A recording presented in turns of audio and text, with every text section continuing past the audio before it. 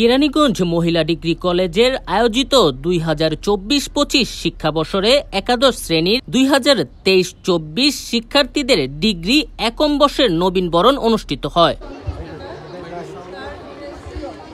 কেরানীগঞ্জ মহিলা degree college মাঠ প্রাঙ্গণে নবীনবরণ অনুষ্ঠানের প্রধান অতিথি হিসেবে উপস্থিত ছিলেন বিএনপির জাতীয় স্থায়ী কমিটির সদস্য বাবু গয়েশ্বরচন্দ্র রায়।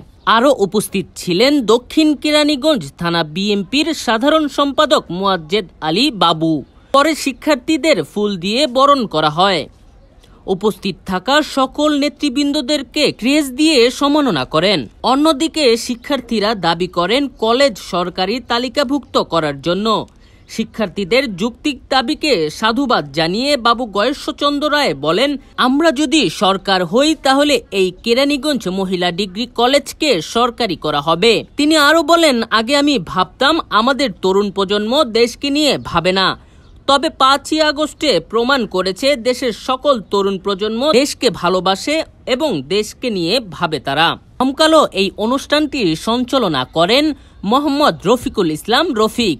পরে সাংস্কৃতিক অনুষ্ঠানের মধ্য দিয়ে নবীনবরণ অনুষ্ঠানটি শেষ হয়।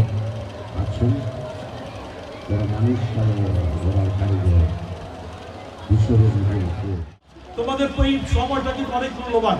তোমরা যদি তোমাদের জীবনে এই 4টা বছর বা 5টা বছর তোমরা যদি ঠিক মতো তোমাদের পড়াশোনায় তোমাদের শিক্ষা যদি মনোযোগ দিতে পারো, আগামী দিন কিন্তু তোমাদের জন্য সুফল হয়ে থাকবে বলে আমার বিশ্বাস।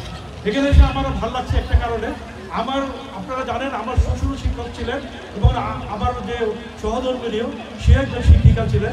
তারই ছাত্রী কিন্তু আজকে আপনার কিছুদিন আগে আপনাদের সামনে বক্তব্য দিয়ে গেল। সিয়াম আহমেদ, দেশ বৈচিত্র্য সংবাদ।